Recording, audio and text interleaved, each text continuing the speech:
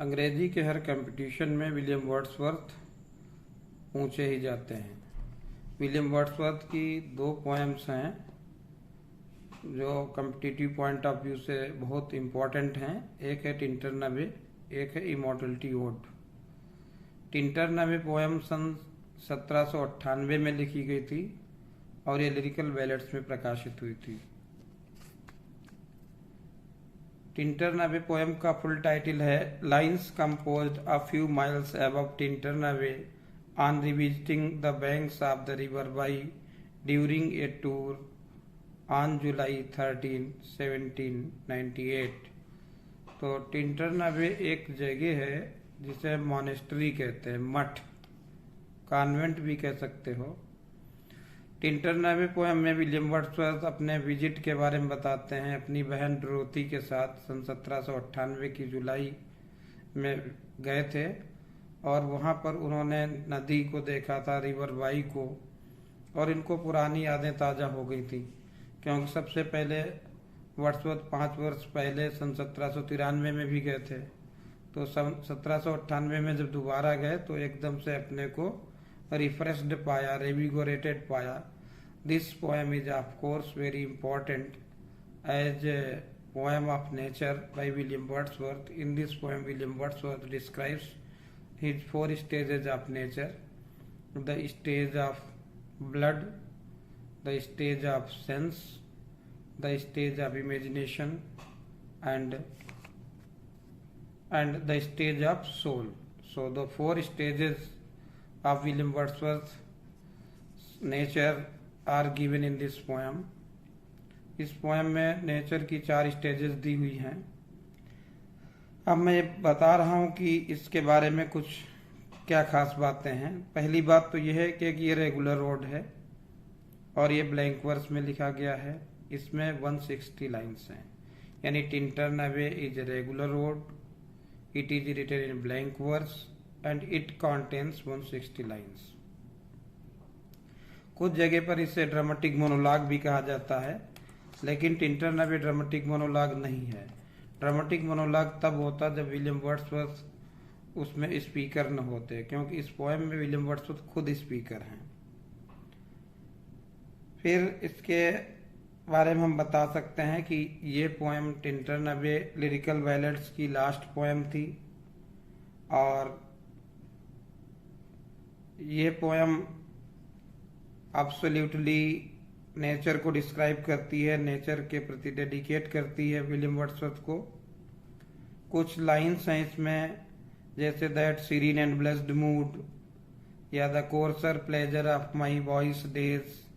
William Wordsworth कहते हैं कि जब मैं पहले आया था तब मैं बॉयज था, यानी तब प्लेजर उतने नहीं मैं ले पा रहा था क्योंकि मैं सोल से नहीं जुड़ा हुआ था, तब केवल फिजिकल एंटरटेनमेंट करता था नेचर से।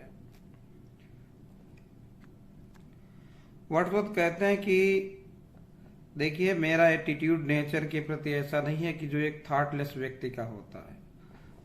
जब नेचर को देखता हूं तो हमारे अंदर एक इंटरनल फीलिंग पैदा होती है, स्पिरिचुअलाइजेशन होता है। और इसी को सोचते हुए उन्होंने कहा था, For I have learned to look on nature not as in the hour of thoughtless youth, but hearing oftentimes the still sad music of humanity. The still sad music of humanity ये बहुत important line है कि nature में इन्हें humanity की music सुनाई पड़ती है। हाँ, नेचर की तारीफ करते हुए कहते हैं कि नेचर जो है the anchor of my purest thoughts, the nurse, the guardian of my heart. Nature को ये एंकर मानते हैं, नेचर को ये नर्स मानते हैं और नेचर को ये केयर टेकर मानते हैं। नेचर एक गार्जियन है, नर्स है, एंकर है। और इन्होंने कहा था कि नेचर हमें कभी धोखा नहीं देती है। ये ध्यान रखिएगा, नेचर ग्रामर में जब भी नेचर पूछा जाए तो नेचर के लिए सी लगता है, ही नहीं लगता है। तो नेचर को इन्होंने फेमिनिन माना है। इन्होंने क्या मतलब, इंग्लिश ग्रामर इसे फेमिनिन मानती है। व्यक्ति का नेचर हो वो अलग बात है, लेकिन प्रकृति के लिए नेचर लगेगा तो सी लगेगा। व्यक्ति के नेचर के लिए इट माना जाता है, क्योंकि ये इनएनिमेट होता है। फिर कहता है कि nature did never betray, nature हमें कभी धोखा नहीं देता है। और यही कहते हैं कि मैं नेचर का बहुत बड़ा पुजारी हूं, and that I so long a worshipper of nature. So these are some important quotes from Tintern Abbey. Once again, I tell you that William Wordsworth visited Tintern in 1798 for the second time. Before this, he visited nature in 1793. In this poem, William Wordsworth describes the beauty of nature, and he tells that whenever he was in an exhausted mood, he thought about nature, he thought about his beautiful visits in the vicinity of nature, and he found himself absolutely revigorated. Once again, I tell you that this poem describes nature to be the mother, the guardian, the anchor of thoughts. He also tells that nature did never betray. Nature never did betray. तो ये बातें कही गई हैं Tintern Abbey में। और full title once again I tell you, lines composed a few miles above Tintern Abbey on reaching the banks. दूसरी important poem है इमॉर्टलिटी ओड। इमॉर्टलिटी ओड के शुरुआती 7 स्टेंजाज 1802 में लिखे गए थे। फिर वर्ड्सवर्थ ने इसको 2 वर्ष तक कुछ काम नहीं किया। फिर 1804 में 4 स्टेंजाज और इसमें एडेड किए थे, और फाइनली सन 1807 में ये पोएम प्रकाशित हुई थी, पोएम्स इन 2 वॉल्यूम्स में। पोएम्स इन 2 वॉल्यूम्स बहुत फेमस कलेक्शन है विलियम वर्ड्सवर्थ का। इसका फुल टाइटल है odd on the intimations of immortality from the recollections of early childhood. इसका पहले टाइटल था इमॉर्टलिटी ओड या ग्रेट ओड, और यह ओड जो है पूरी तरह से चाइल्डहुड को डेडिकेटेड किया गया है। वर्ड्सवर्थ बताते हैं कि बच्चे का जीवन जो होता है सबसे अच्छा होता है, सुपर्ब होता है, और कहता है कि जब तक बचपन रहता है तब तक इमॉर्टलिटी रहती है। और वाकई में इमॉर्टलिटी की फीलिंग बच्चे में ही रहती है। जब व्यक्ति बड़ा हो जाता है तो उसे पता है कि जीवन में कितना स्ट्रगल होगा। बच्चे को तो ये भी नहीं पता होता है कि मृत्यु होती है, तो वो अपने को ऐसे फील करता है जैसे कि वो इमॉर्टल हो, ऑमनीपोटेंट हो, ऑमनिसिएंट हो। इनोसेंट भी है, ऑमनिसिएंट भी है। इमॉर्टलिटी ओड में एक बच्चे को देखते हैं, बच्चे को देख करके वर्ड्सवर्थ थोड़ा दुखी भी होते हैं कि ये बच्चा अभी क्लीन स्लेट की तरह है, लेकिन आगे चल करके इसके ऊपर भी कस्टम्स हावी होने लगेंगी, and he will also become a part of this material world. He will forget the intimations of immortality, intimations of divinity which he found in his childhood. इस पोएम को वर्ड्सवर्थ ने फ्री वर्ज में लिखा था, और ये एक irregular road है। ये टिंटरनबे की तरह ब्लैंक वर्स में नहीं है, और इस पोएम में टोटल 206 लाइन्स हैं। तो Tintern Abbey contains 160 lines and immortality ode contains 206 lines. इसके फेमस कोट्स हैं जैसे our birth is but a sleep and forgetting, the soul that rises with us, our life's star hath had elsewhere its setting and cometh from afar। एक ये quotation है, यानी birth ही हमारे अंदर एक तरीके से फॉरगेटिंग पैदा कर देती है।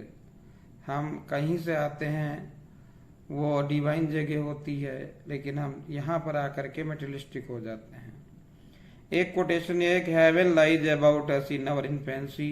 बचपन में हेवनलीनेस रहती है, हमारे अंदर डिविनिटी रहती है। फिर कहते हैं earth fills her life with pleasures of her own. धरती खुद अपने को पुलुलेट करती है, अपने को हर चीज से भरती है। मनुष्य को जो चीजें जरूरत पड़ती हैं उन सारी आवश्यकता की चीजों को धरती एक माँ की तरह प्रदान करती रहती है। बच्चे के लिए कई फ्रेजेज यूज किए हैं वर्ड्सवर्थ ने, जैसे उससे कहा कि पिग्मी साइज का है, little child I among the blind, अंधों के रूप बीच में अगर कोई आंख वाला है तो बच्चा है, यानी अज्ञानियों के बीच में अगर कोई ज्ञानी है तो बच्चा है, बच्चा ही सबसे ज्यादा ज्ञानी होता है। यहां तक कि उन्होंने कहा कि बच्चा एक माइटी प्रॉफिट होता है, एक पैगंबर की तरह होता है, सीयर ब्लेस्ड एक गॉड गिफ्टेड संत होता है, और मास्टर ओवर स्लेव, हम सारे लोग जितने बड़े लोग हैं ये स्लेव जो हैं, लेकिन बच्चा क्या है, एक मास्टर है। फिर एक ये कोटेशन कहता है कि the things which I have seen can see no more, जो चीजें हमने देख ली हैं यानी बचपन में, वो आप बड़े होकर के नहीं देख सकते हैं।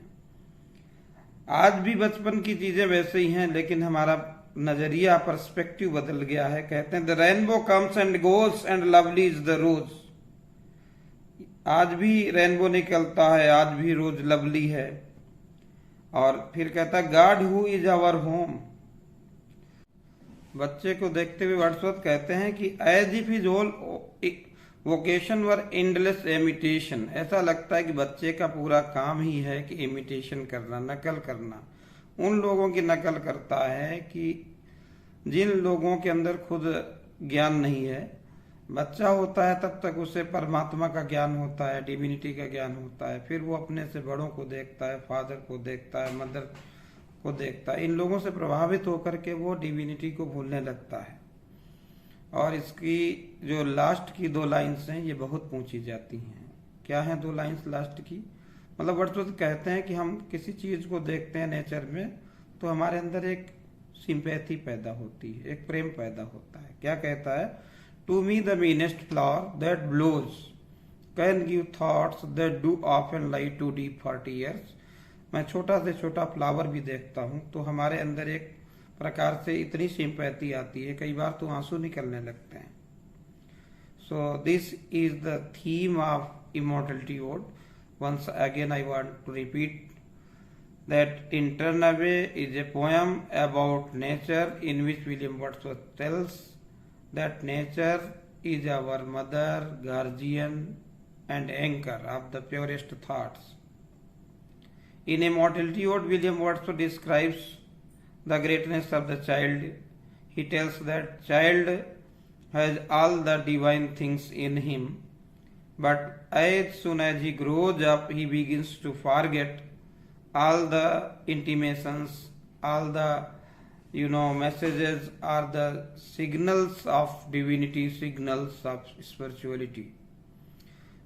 So the 2 poems you should keep in your heart, that Tinternave is a regular ode in blank verse, contains 160 lines. Immortality Ode is an irregular ode in free verse. Yes, Immortality Ode is an irregular ode in free verse, contains 206 lines. सबसे famous quotation